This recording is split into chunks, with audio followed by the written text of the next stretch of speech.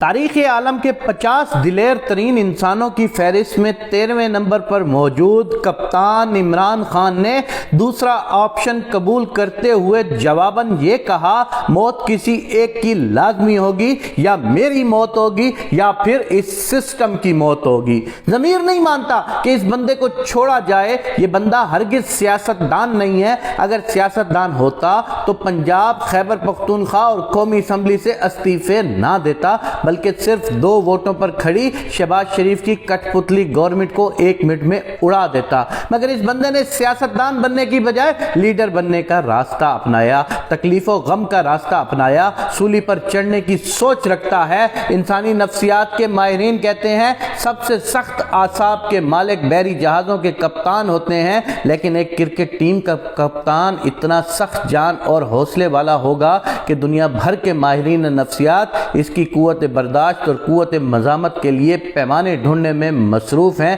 لیکن ابھی تک یہ اندازہ لگانے میں ناکام ہیں کہ کپتان کے اعصاب کتنے مضبوط ہیں۔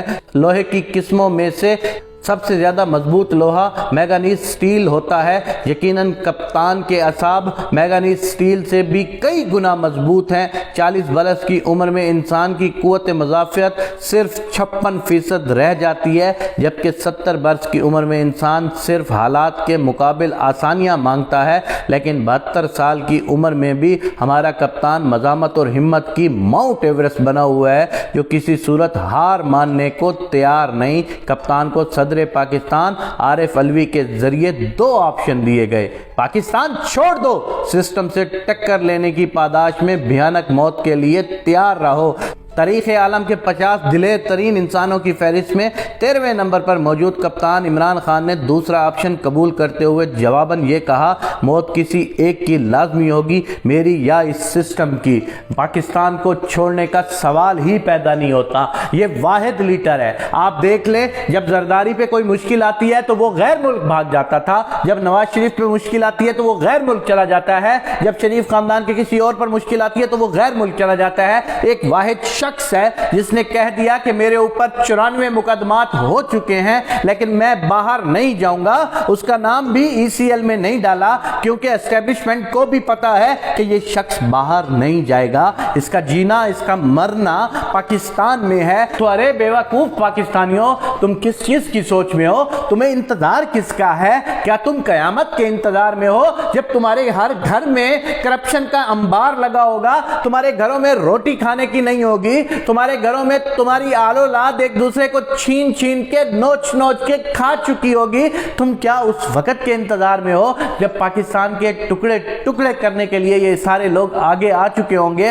تو کیوں دیر کر رہے ہو؟ آج ایک بار اس کو آزما کے دیکھ لو۔ میں تم سے کہتا ہوں کہ یار تم نے 75 سال دنیا کے سارے حکمرانوں کو دیکھا ہے، پاکستان کے دوسرے حکمرانوں کو دیکھا ہے، تم تھوڑا سا اس کو ٹائم دے کر تو دیکھو۔ یہ اس سسٹم میں 3 سال جب یہ حکمران رہا، وزیر اعظم رہا، تو اس کے اگینسٹ کیسے سسٹم تھے؟ اس کے اگینسٹ مضبوط مافیا کھڑا تھا۔ تمام لوگوں نے اس کو چلنے نہیں دیا۔ ذرا ایک بار اس کو مل کر ہمت سے، محنت سے سارے اس کو آگے لے آ کر تو دیکھو۔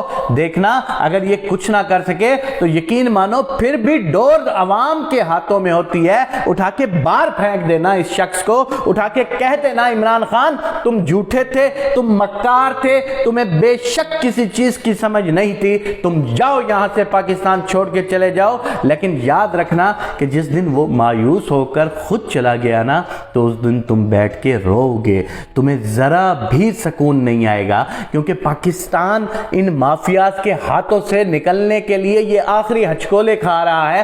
یا تو پاکستان اس مافیا کے ہاتھ سے نکل جائے گا، یا تو پرماننٹلی ہمیشہ ہمیشہ کے لیے پاکستان ان مافیا کے ہاتھوں میں جکڑا جائے گا۔ اب فیصلہ عوام کا ہے کہ وہ مافیا کے ہاتھوں میں کھیلتے ہیں یا عمران خان کا ساتھ دیتے ہیں۔ اگر آج تم لوگوں نے فیصلہ کر لیا تو یقین مانو پاکستان بچ سکتا ہے، لیکن تمہارے آج کے فیصلے میں ذرا برابر بھی دیر ہو گئی تو یقین مانو تم جس طرح اب پچھتا رہے ہو، تمہاری نسلیں اس سے زیادہ پچھتائیں گی، تمہاری نسلیں اس سے زیادہ روئیں گی، اور پاکستان میں کوئی نام لیوا نہیں ہوگا پاکستان کا۔ پاکستان میں سسٹم چلانے کے لیے بہت قربانی دینا پڑے گی۔